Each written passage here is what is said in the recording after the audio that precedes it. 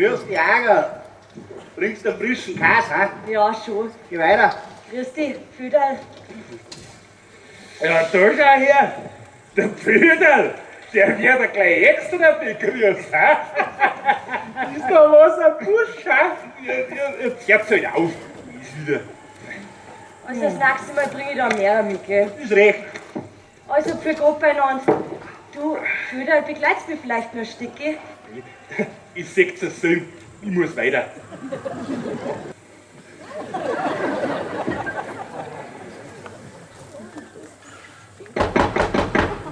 Hey, Maria! Ich bin's, der Kirche! Maria!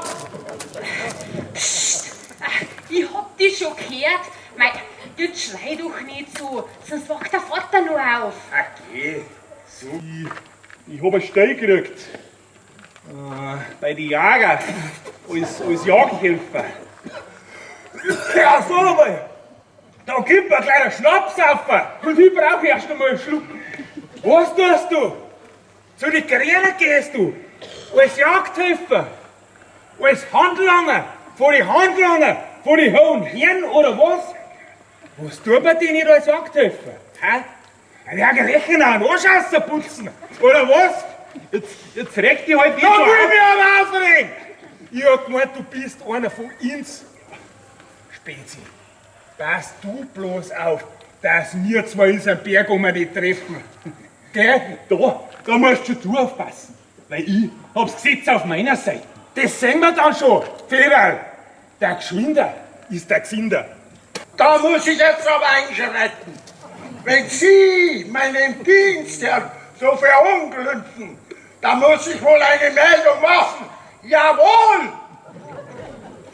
Geh weiter, Spezi. Pass auf, dass dir nichts passiert, gell? Ich glaube, jetzt gehe ich, jetzt wird's Also. gefährlich.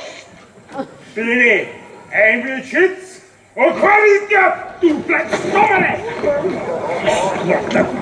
Hier, voll auf jetzt da! Bei mir in der Wirtschaft! Da wird die Kraft! Glaubst du?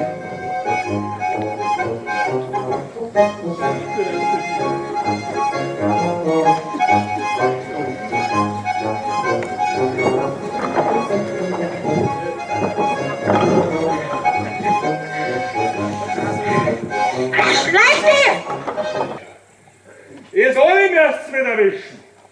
Aber jetzt erwischt's mich nicht. Wisst ihr warum? Weil die Hälfte von euch Jäger lauter Deppen sind. Nimm das sofort zurück. Gut. Dann nimm es zurück.